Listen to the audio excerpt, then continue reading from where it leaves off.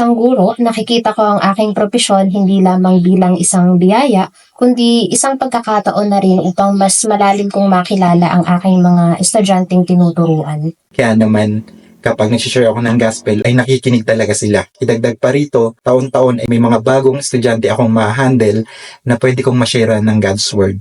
I believe na where God has placed us, ay yun talaga yung kalooban niya. It's just simply our mission field. Ang paaralan ay hindi ko lamang kino-consider sa pagtuturo ng mga academics or mga lectures, bagkos ay pwede itong maging paraan upang nasa gayoon ay maibahagi or makapagturo ng mga biblical principles, especially to our young generation who are deeply influenced by the word.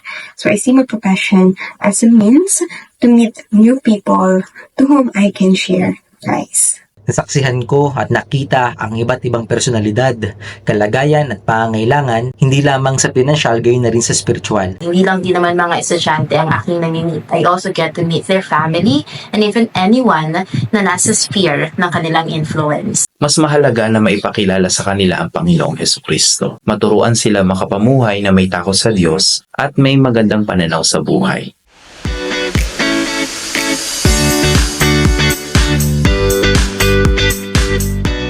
By incorporating values sa pagtuturo, by reminding them from time to time about the things na dapat at hindi dapat ginagawa, and by demonstrating to them how to respond to different situations. Higit pa doon ay ang encouragement din na patuloy na magtiwala sa Diyos na mas makakatulong sa kanila upang mas mapalalim pa ang kanilang pananampalataya. I invite them to attend church events like Vertical Connection, Youth Gig, and also the weekly Bible studies. nang sa ganon ay magkaroon ng pagkakataon na sila ay makasalamuha sa mga kabataan sa church, ma-invite sila sa mga Bible study, na sa ganon ay mas makilala nila or mas lumalim pa yung pagkakakilala nila kay Kristo. Noong mga nagdaang buwan ay nagkaroon ng DepEd ng programa na turuan ng mga students magbasa para tumaas sa kanilang reading comprehension. Ang ginagawa ko ay nagpapabasa ako ng mga Bible stories tulad ng kwento kay Zacchaeus, The Prodigal Son at iba pa. Naglalaan talaga kami ng oras kahit once a week lamang. Kaya ang nangyayari, teacher nila ako sa math during class hour at facilitator naman nila ako during our Bible study. Sa prinsipyong ito ay maaaring gawing kasangkapan ng Diyos ang ganitong pagkakataon upang sila ay mapalago spiritually.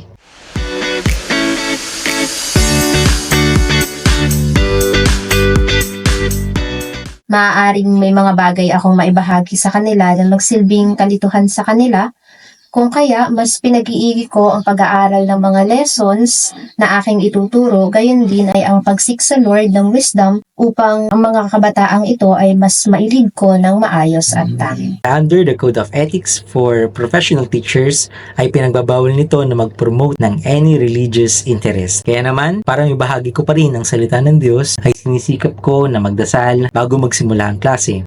Aking ding nilalagyan ng mga Bible verses ang aking mga exams at sinasamahan ng mga biblical characters and scenarios ang mga problem solving na aking binibigay sa mga bata.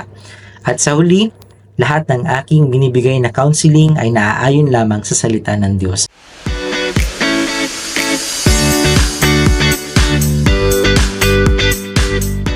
Ang pag-misyon ay walang limitasyon. Ito ay para sa ating mga mananampalataya. Hindi lamang para sa mga pastor at para sa mga misyonero.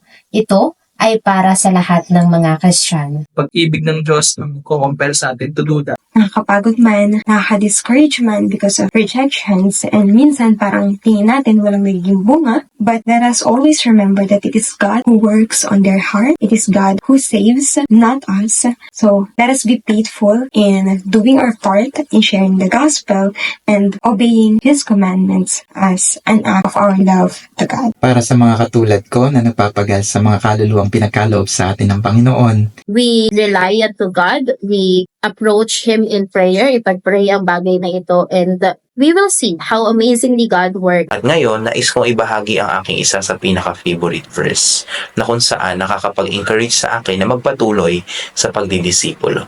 Ito ay nagmula sa Acts 20:24. However, I consider my life worth nothing to me, if only I may finish the race and complete the task the Lord has given me, the task of testifying the gospel of God's grace. Kaya tara na at sumama na sa misyon. Dahil tunay na maraming aanihin, ngunit kakaunti ang mag-aani.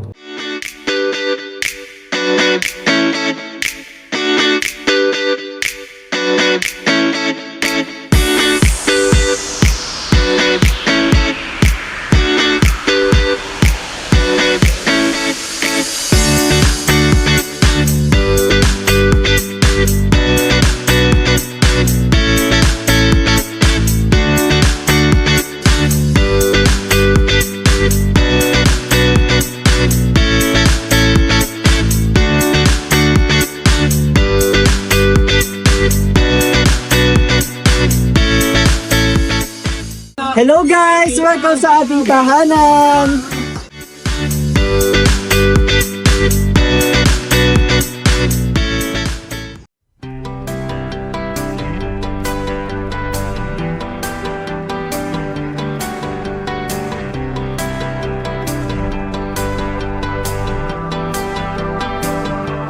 Let the redeemed of God rise up and sing.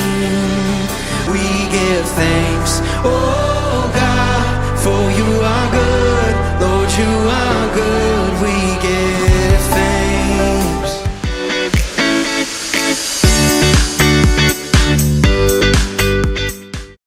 As a YL volunteer, chance ito para sa akin na makapag-share ng gospel sa mga students at matulungan sila na makilala ang Lord sa buhay nila. And also, sa pagbabalik ulit ng YL SM sa university ko, which is PUP Santo Tomas, magiging way din ito para mapakilala sa mga students ng PUP kung sino ba talaga ang Lord. Natutulungan ko yung mga students na mag-grow spiritually through facilitating Bible studies, facilitating ng mga integration questions kapag may youth gig, and kapag nag-orient sa daily operation ng YN. Para sa mga kapwa ko volunteer, tayo ay magkakasama sa misyon at gawain na ito. I encourage you all na magpatuloy lang at magtiwala sa ating Panginoon.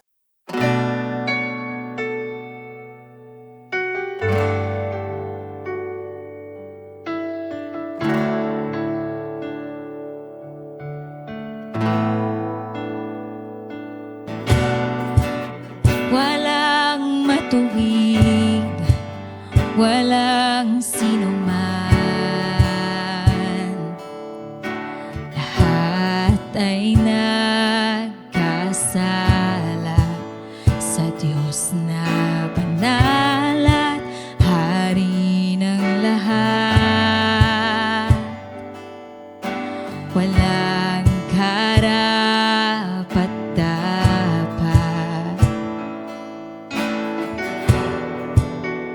ngunit pag-ibig niya'y gayon na lamang. Tayo'y hindi pinabayaan para sa ating katubusan. Ang Kristo ay ibinigay.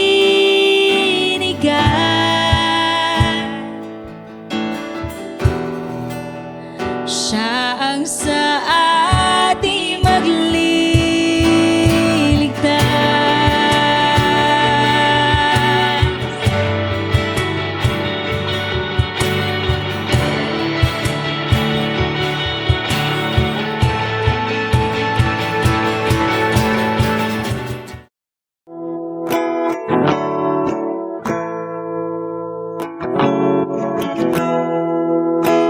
Habang naghihintay sa iyong pagbabalik, ipangako